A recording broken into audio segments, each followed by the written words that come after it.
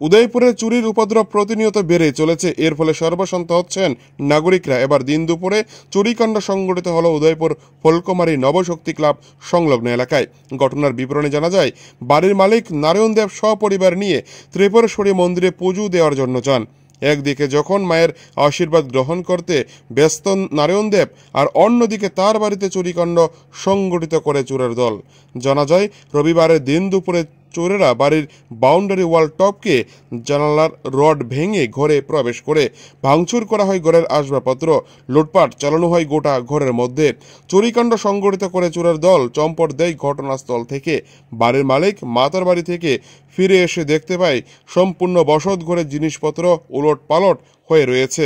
পরে দেখতে পাই বিএসএফে কর্মরত নারায়ণ দেবের মাসিক বেতনের ৮০,০০০ টাকা নিয়েছে চোরের দল, সাথে ৪ ভরি স্বর্ণালঙ্কার নিয়ে চম্পট দেয়। রীতিমতো শহরে নিরাপত্তা প্রশ্নের মুখে পড়তে হচ্ছে পুলিশ প্রশাসনকে।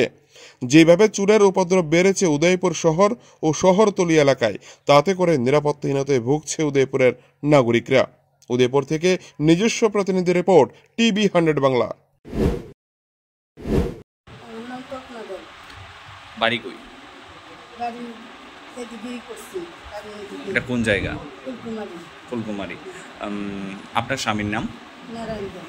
কি করে? ছুটি আছে। কোন সময় আজকে ঘটনাটা, চুরিকাণ্ডটা? আমরা তো 11:30টার সময় গেছি মাতার বাড়ি। 11:30টার সময় 1:30টার সময় আসছে। এই অবস্থা, তালা বুঝছি। ওই দিক দিয়ে প্রথম গেছি, যাই দেখি তো দরজাটা খুলে দেখতে, ওইদিকে দরজাটা একটু খোলা দেখে দেখতে আমি তো মায়ের বইয়া গেছি দিকে বিছনা টিছনা জিনিসপত্র ওই দিকটা দেখতে এই অবস্থা দেখতে। এরপরে দেখতে আসি জিনিসপত্র তো ওইটি দেখিতে কিচ্ছু নাই। স্বর্ণের জিনিস অনেকটি আছে, দুইটা তো আছে, দুইটা তো আছে। কি নিয়েছে? আমি দুইটা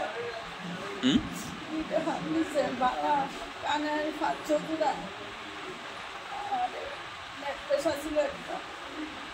আমার বিয়ার টাকা পয়সা এমন কোনো কিছু আছে? তার বাবু বেতন দেয় আনছে, আর এমনি 80,000 টাকা ঘরে আছে। তার বাবু বেতনও দেয় আনছে, বেতন দিতেও যাচ্ছি দেখি। আমি তো আর দেখতে আমার মনে নেই। 80,000 টাকা নিছে কা? 1-1.5 লাখ টাকা হইব তার বাবু বেতন সহ। আমার আসলো 80,000 টাকা। আর স্বর্ণের চেন কেমন আসলো? স্বর্ণের চেন একটা 2 ভরি, আর একটা 7-8 আনা হইব। আর কি আসলো? আর বালা আছিল, কানের আছিল 5-6 জোড়া। আপনারা কয়টার সময় মাতার বাড়ি গেছেন? 11:30টা। আইসেন কয়টা? 1:30টা। 2 ঘন্টার মধ্যেই? কোন দিক দিয়ে ঢুকছে?